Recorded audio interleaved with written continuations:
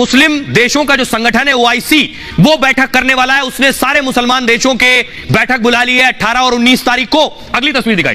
दूसरी तरफ Joe Biden खुद इजराइल आने वाले हैं 2 दिन बाद। जो बाइडेन इजराइल आ रहे हैं, अब आप समझिए स्थिति क्या हो रही है। अगली तस्वीर दिखाई। खुद जर्मनी के चांसलर ओलाफ भी इजराइल पहुंच रहे हैं। अब आइए अब आपको बताऊं पूरी दुनिया में क्या चल रहा है, कौन क्या कर रहा है, कौन कहां जा रहा है। पूरी दुनिया इजराइल और गाजा पर बात कर रही है। सबसे पहले इजराइल हमास जंग में अमेरिका बहुत एक्टिव हो गया है। जंग के बीच बाइडेन इजराइल के दौरे पर आने वाले हैं। 18 अक्टूबर को बाइडेन इजराइल पहुंचने वाले हैं। 18 अक्टूबर को ही मुस्लिम देशों का जो संगठन है ओआईसी, वो बैठक करने वाला है। इजराइल हमास जंग को लेकर यह बैठक होगी। 57 मुस्लिम देशों के संगठन ओआईसी में जंग पर चर्चा होगी। बाइडेन के दौरे से पहले अमेरिका के विदेश मंत्री फिर इजराइल वापस आ गए। जंग के बाद एंटनी ब्लिंकन का यह दूसरा इजराइल दौरा है। 4 दिन में दूसरी बार ब्लिंकन इजराइल पहुंच गए हैं। नेतन्याहू से मिलने के बाद कई नेताओं से बात की इन्होंने, मुस्लिम नेताओं से, मुस्लिम कंट्रीज के राष्ट्राध्यक्षों से।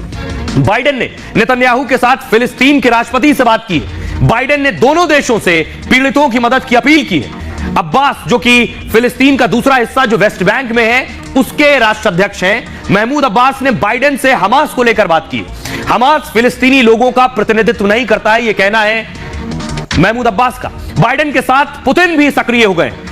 पुतिन इजराइल के प्रधानमंत्री नेतन्याहू से बात करने वाले हैं। नेतन्याहू के साथ ही फिलिस्तीनी राष्ट्रपति से भी बात करेंगे। पुतिन ने इससे पहले सीरियाई राष्ट्रपति बशर अल असद से बात की।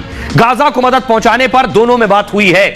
जर्मन चांसलर ओलाफ शोल्ज कल इजराइल पहुंच रहे हैं। इजराइल के प्रधानमंत्री नेतन्याहू से मुलाकात करने वाले हैं। जर्मन चांसलर जॉर्डन और मिस्र भी जाएंगे। उसके बाद जंग के बीच तुर्की ईरान की बातचीत होने वाली है। ईरान के राष्ट्रपति रईसी और एर्दोगन की बात हुई है।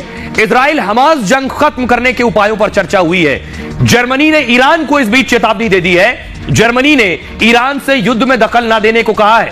ईरान युद्ध को भड़काने की कोशिश न करे, वो ये कह रहे हैं। और जंग के बीच लेबनान के पीएम का बड़ा बयान आया है। इजरायली सीमा पर तनाव में दिलचस्पी नहीं है, उनका यह कहना है। हमारे साथ एक्सपर्ट जुड़ रहे हैं। हमारे साथ मेजर जनरल के सिन्हा जुड़ रहे हैं। सिन्हा साहब, पूरी दुनिया में बहुत हलचल हो रही है, मुस्लिम देशों की बैठक होने वाली है, बाइडेन इजराइल पहुंचने वाले हैं। आप क्या मान रहे हैं कि प्रेशर बनेगा तो जंग खत्म होगी या और बढ़ने वाली है? ओआईसी की मीटिंग हो रही है। फॉरेन मिनिस्टर की आपातकालीन इमरजेंसी मीटिंग बुलाई गई है और ये सऊदी अरेबिया में हो रहा है। जो एमबीएस हैं उनका, क्योंकि उनके पास में उनकी लीडरशिप है ओआईसी की और चेयरमैनशिप है, तो उन्होंने आह्वान किया है कि सारे, और ये वेडनेसडे को है, तो एक चीज तो है कि सारे मुस्लिम देश जो हैं जो 57 देश हैं, वो एक इकट्ठे होंगे और इसकी भर्त्सना करेंगे कि ये नहीं होना चाहिए, बहुत बड़ी क्राइसिस है। कहीं इजराइल भी मानता रहा है कि हमास शायद बेटर है, जो पैलेस्टीन अथॉरिटी है उससे बेटर है, या जो उसकी एक्सपेंशन है वो शायद बढ़ जाए। अभी बात है कि जो बाइडेन साहब भी आ रहे हैं, इसके पहले जो सेक्रेटरी ऑफ स्टेट हैं ब्लिंकन साहब और state defence secretary of defence Lord Austin साहब भी यहाँ पर आए हैं, बेसिकली टू ये एस्केलेट ना हो। और देखिए इसके कारण ईरान भी डायरेक्ट इन्वॉल्वमेंट नहीं, और वो भी कहता है कि ना तो प्लानिंग की है ना हमारी कोई मंशा है, वो कभी कभी बातें दूसरी करता है। इस बीच आप देखिए के सिन्हा साहब जो कह रहे थे, अमेरिका कहां आ रहा है? इजराइल आ रहा है। फिलिस्तीन को कौन समर्थन कर रहा है? ईरान समर्थन कर रहा है। ईरान फिलिस्तीन के साथ है तो बाइडेन इजराइल के साथ है। आखिर ये दोनों धड़े बटे हुए क्यों हैं? क्योंकि इन दोनों में पुरानी दुश्मनी है। अमेरिका और ईरान में पुरानी दुश्मनी है। आपको बताऊं, एक तरह से प्रॉक्सी वॉर कहते हैं इसे। दो बड़े हाथी जो खुद नहीं लड़ते हैं, किसी दूसरी जगह को जंग का मैदान बना देते हैं। जैसे यूक्रेन जंग का मैदान बन गया, वियतनाम जंग का मैदान बन चुका है अमेरिका और रूस की लड़ाई में, उसी तरह ईरान और अमेरिका की लड़ाई में गाजा जंग का मैदान बना। इनके बीच पुरानी दुश्मनी देखिए। इजराइल हमास जंग के बीच अमेरिका ने चेतावनी दी है। अमेरिका ने कहा ईरान इससे पूरी तरह से दूर रहे।